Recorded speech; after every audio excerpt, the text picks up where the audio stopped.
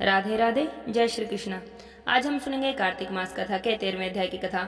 बोले श्री विष्णु भगवान की जय हो, लक्ष्मी माता की जय हो।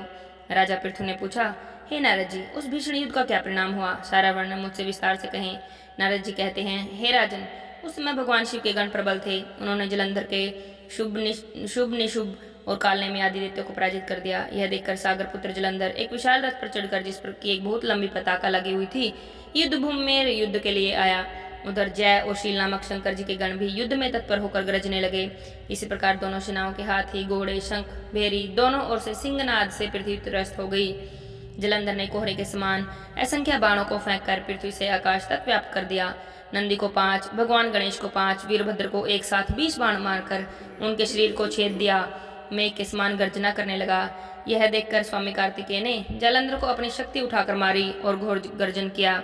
उस शक्ति के आघात से वह मूर्छित होकर पृथ्वी पर गिर गया, पर वह जल्दी ही उठ खड़ा हुआ। क्रोधवश होकर कार्तिकेय पर अपनी गदा से प्रहार करने लगा। ब्रह्मा जी के वरदान की सफलता के लिए शंकर पुत्र कार्तिकेय पृथ्वी पर सो गए। भगवान गणेश भी गदा के प्रहार से व्याकुल होकर पृथ्वी पर गिर गए और नंदी भी व्याकुल हो गदा प्रहार से पृथ्वी पर गिर गए। फिर उस दैत्य ने हाथ में परिध लेकर शीघ्र ही वीरभद्र को भी पृथ्वी पर गिरा दिया। वीरभद्र को गिरा देखकर शंकर जी के गण चिल्लाते हुए संग्राम भूमि छोड़कर बड़े वेग से भागे। वे भागते हुए भगवान शिव के पास गए और व्याकुलता से युद्ध का सब समाचार कह सुनाया।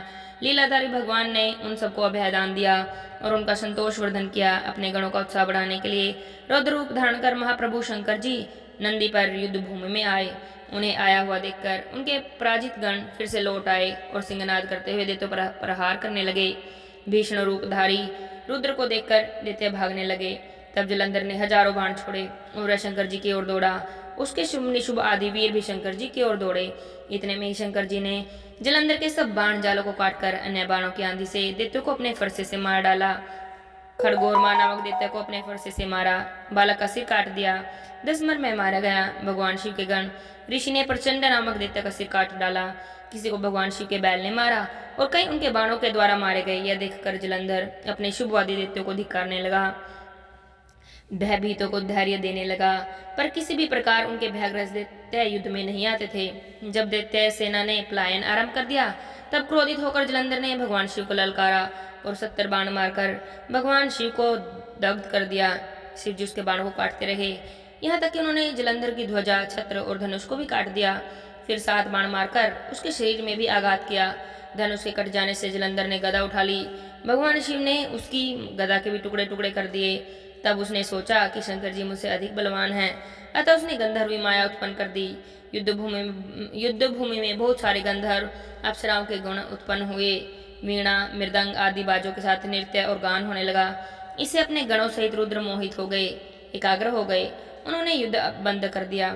फिर तो काम मोहित जलंधर बड़ी शीघ्रता से भगवान शंकर का रूप धारण करके वृषभ पर बैठ पार्वती देवी के पास गया।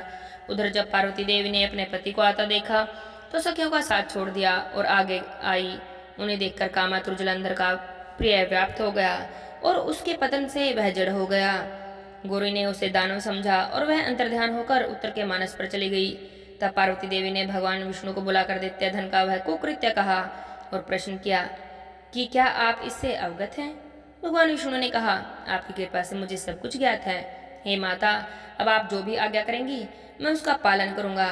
तब जगत माता ने भगवान विष्णु से कहा, उस दैत्य ने जो मार्ग दिखाया है उसका अनुसरण करना उचित है। मैं आपको आज्ञा देती हूँ कि उसकी पत्नी का पतिव्रत धर्म भ्रष्ट करो, वह दैत्य तभी मर सकेगा। पार्वती देवी की आज्ञा पाते ही भगवान विष्णु से शिरोधार्य कर जालंधर की पत्नी का पतिव्रत धर्म भ्रष्ट करने जालंधर के नगर की ओर चले। आगे क्या हुआ यह हम अगले अध्याय की कथा में सुनेंगे। आज के अध्याय की कथा को यहीं पर विराम देते हैं। बोलो विष्णु भगवान की जय हो, लक्ष्मी माता की जय हो।